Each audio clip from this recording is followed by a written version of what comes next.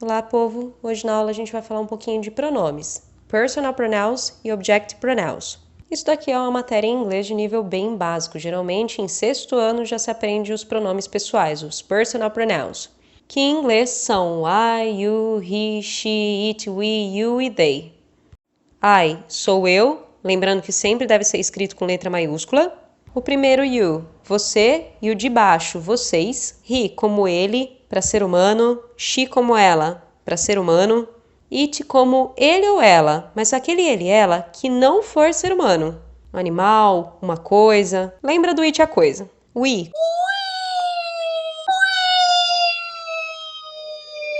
como nós, e they como eles ou elas. E esse eles ou elas aqui serve para tudo, para seres humanos, para animais e para coisas.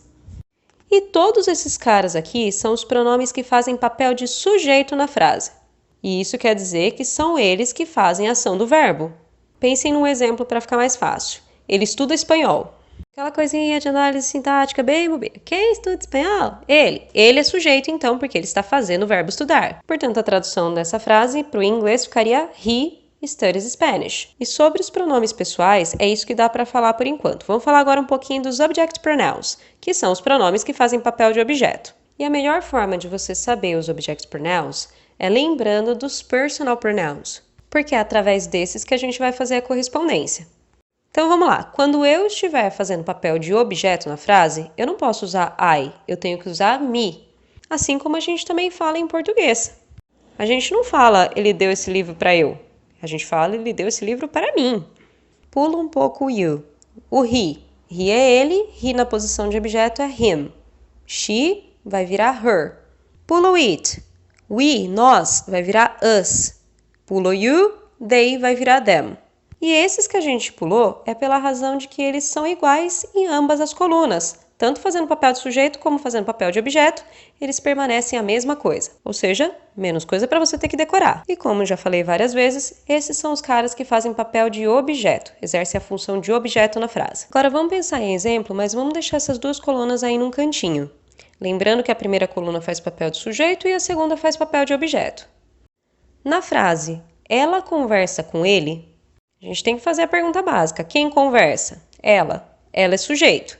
Então, a tradução disso ficaria she talks to, porque o ela, fazendo papel de sujeito, é o ela da primeira coluna. Para pensar mais uma vez. Ela conversa com ele. Quem conversa, conversa com alguém.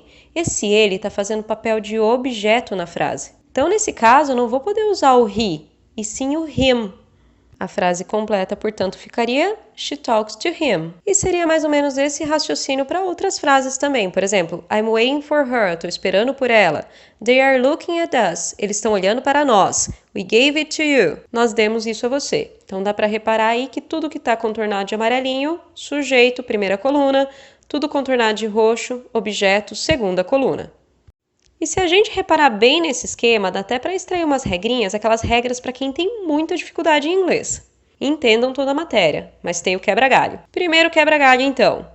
Para essas pessoas que fazem papel de sujeito, quando você estiver fazendo exercício, por exemplo, que tem lacunas nas frases, observem a posição dessas lacunas.